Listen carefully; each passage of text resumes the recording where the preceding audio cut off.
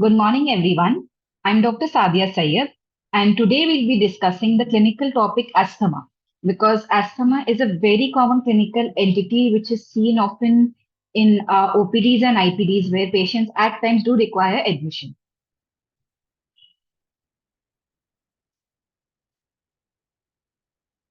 So, what's the definition of asthma?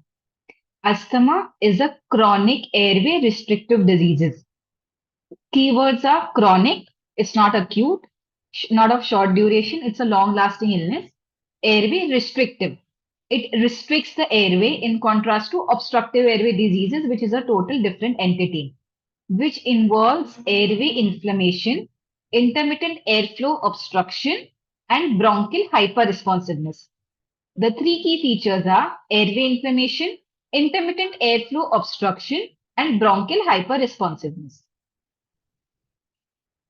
This is a short image which is depicting what exactly happens in asthma. We have all heard, most of us know basic things about asthma. उसमें breathlessness होता है, there is cough, there is chest tightness, it is mostly allergic. So what happens is you have a trigger factor which causes airway inflammation. Asthma is a disease of the bronchus. So you have swelling of the bronchial mucal membrane, you have airway muscle constriction, and you have hypersecretion of the mucus of the bronchi. This causes narrowing of the air passages. So if there is narrowing of the air passages, the patient cannot breathe easily, which causes wheezing, cough, shortness of breath, and tightness in chest. If you understand this image clearly, understanding the pathophysiology, the signs and symptoms of asthma becomes very easy. Now in this image, we are seeing two bronchi, one which is normal and second which is an asthmatic bronchus.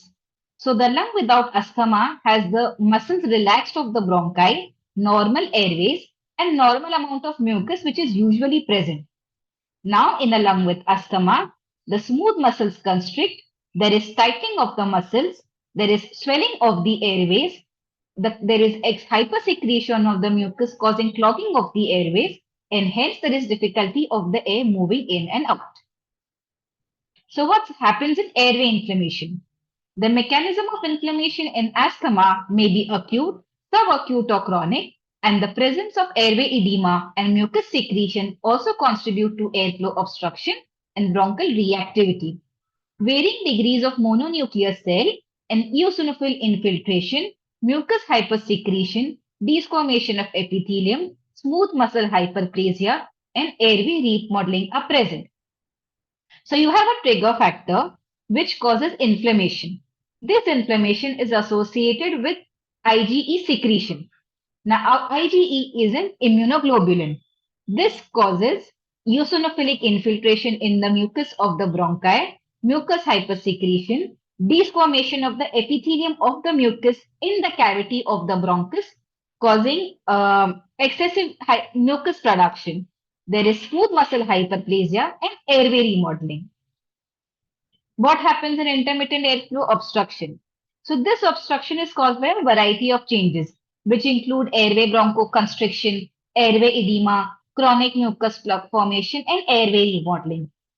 Acute bronchoconstriction is consequence of immunoglobulin E-dependent mediator release upon exposure to aeroallergens and is the primary component of early asthmatic response.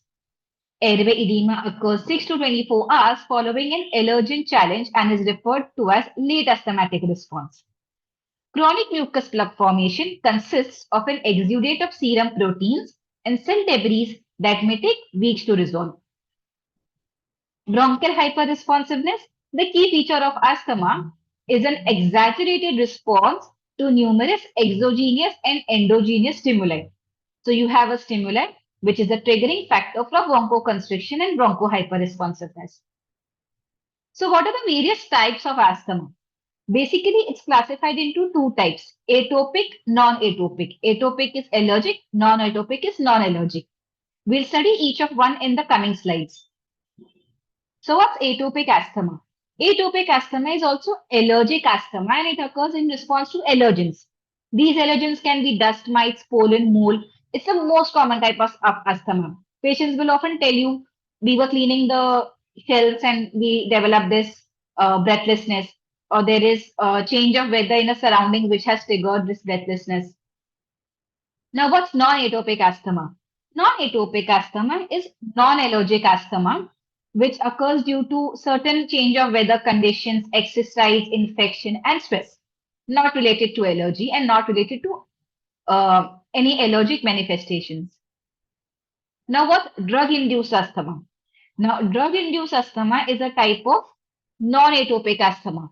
What happens, as the name suggests, certain medications ends up creating a bronchial hyperresponsiveness and a bronchoconstriction. Which medicines can cause this? Aspirin, NSAIDs, beta blockers, and ACE inhibitors. What's occupational asthma? As the name suggests, it occurs in patients who are chronically exposed to certain allergens which trigger a bronchial hyperresponsiveness. But once these triggering factors are avoided, the asthma subsides eventually. But it has been of a chronic origin, less likely it will go into any remission. What's written here, however, permanent damage can result if the person experiences prolonged exposure. Example of workplace irritants include dust, gases, fumes, and vapors.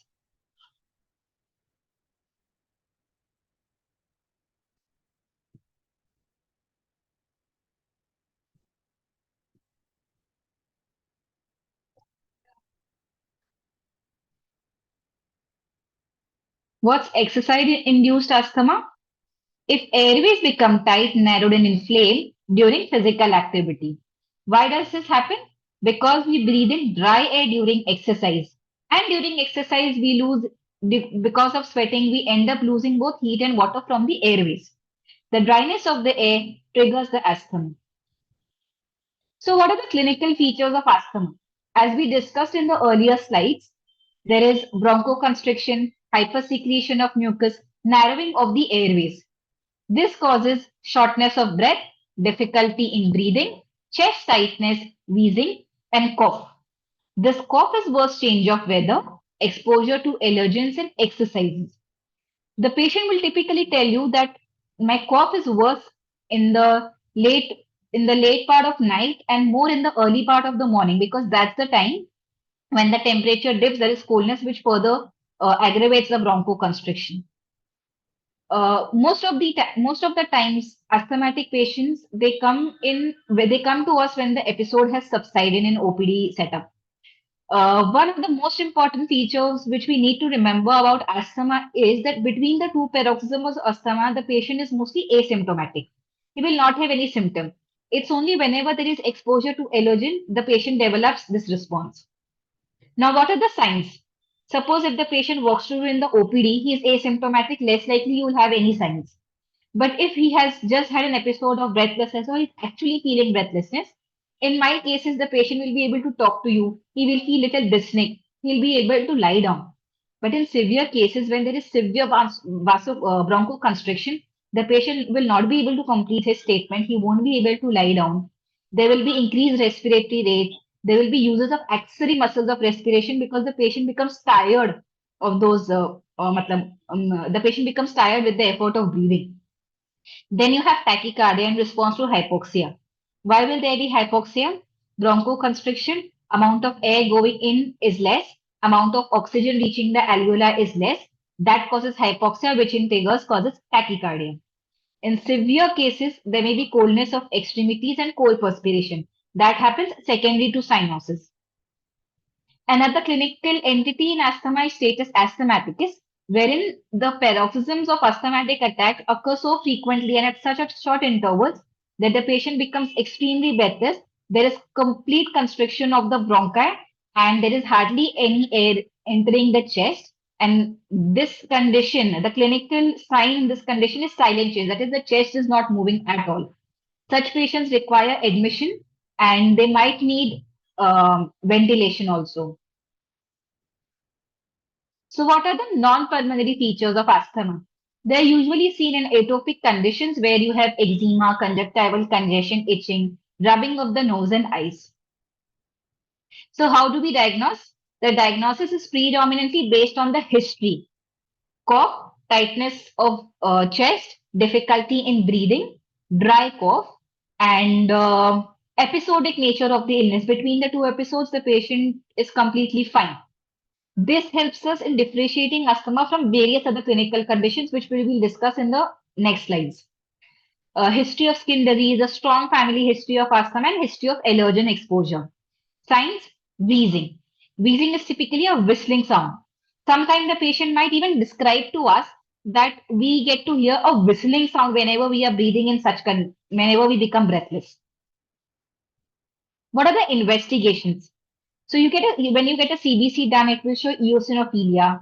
You get serum IgE levels done. That will tell us how much is the allergic component to the asthma. You can get a chest X-ray done, which is normal in 75% of the cases. The keynote test in asthma for confirmatory diagnosis is pulmonary function test, and then you have HRCT test. What do we see in pulmonary function test? We measure the forced vital capacity and the forced expiratory volume in 1 second. Now, what's forced vital capacity? Forced vital capacity is the maximum amount of air expired from the point of maximal inhalation. You take in the maximum air, and the maximum amount of air which you will expire, that's the forced vital capacity. And now what's forced expiratory volume in 1 second? FEV1. That's the expiratory volume which you exhale in 1 second. But what happens in asthma? Your airways have constricted, so you won't be able to easily exhale the air. So what happens? There is reduced ratio of FEV1 to FVC, which demonstrates the presence of airway obstruction. But once you take a bronchodilator, reversibility is demonstrated. Reversibility in PFT is an important feature of asthma because that's how we differentiate other clinical conditions. What happens in HRCT chest? You see bronchial wall thickening, you see expiratory airway thickening. Why is there bronchial wall thickening? Because of bronchial hypersecretion and swelling of the bronchi. Expiratory airway trapping, bronchus is constricted during expiration, air gets trapped. Inspiratory decreased lung attenuation, small centrilobular opacities, bronchial luminal narrowing, decreased bronchoarterial diameter ratio, and subsegmental bronchiectasis. So in this here we see bronchial thickening. You see the normal bronchi here, these white ones, and then see the thickening over here. You can clearly identify that the CT scan on the left-hand side is not normal. And what's expiratory airway trapping? You have inspiratory airway trapping and you have expiratory airway trapping. In asthma, we have expiratory airway trapping because the bronchoconstriction, during exhalation, the bronchi normally have to constrict so that the air is released. But in asthma, this constriction is exaggerated. Therefore, the air becomes trapped during expiration. See the inspiration and the expiratory images. You have to concentrate more on the expiratory images because that's what happens in asthma. I've kept this for reference. Now, what are the differential diagnoses? All these differential diagnoses are very easy to identify clinically. First is bronchiectasis. Bronchiectasis, very clear-cut, permanent, irreversible damage to the bronchus.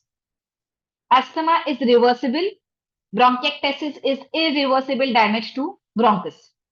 Bronchiectasis will have typical cough, productive cough. The patient will have sputum. Usually in asthma, there is hardly any sputum, and if at all there is sputum, it is whitish or mucoid. But in bronchiectasis, you will have yellowish greenish sputum, mucopurulent sputum, offensive sputum with breathlessness. Bronchiolitis usually is in children below 2 years of age, wherein they develop severe breathlessness and it's secondary to viral infection. COPD is in itself a huge topic, wherein you have chronic bronchitis and emphysema, blue bottles, pink puffers. Chronic sinusitis, main feature will be persistent headache or pain in the sinuses. Cystic fibrosis, autoimmune disease characterized by formation of cysts. Gradually worsening breathlessness. This is usually confirmed by an HRCT chest, wherein you won't only have cyst and fibrotic changes in the lung, but these changes will also happen in other tissues, for example, in the endocrine glands, like the pancreas. GERD, typically the patient will tell you that he has some amount of retrosternal burning, and that comes up to the throat and causes him to cough. Heart failure. In heart failure also you will have cough. This cough will be worse while lying down. But in heart failure, you will have other symptoms of heart failure. For example, you will have pedal edema, you will have periorbital edema, and most importantly, paroxysmal nocturnal dyspnea. Pediatric or airway foreign body, we can come to know from the history that the child was playing and following which he developed breathlessness. Sarcoidosis, characterized by formation of nodules. These nodules are present in the lungs as well as in other parts of the body, which we can diagnose through HRCT test. Treatment. Treatment is of two types. First is short-term therapy, rescue inhalers. The patient gets an attack, give them the rescue treatment. And second is long-term treatment to prevent the recurrence of the asthmatic symptoms. Rescue inhalers are short-acting beta agonists, anticholinergics, oral corticosteroids, and combination quick relief medicines, the inhalers.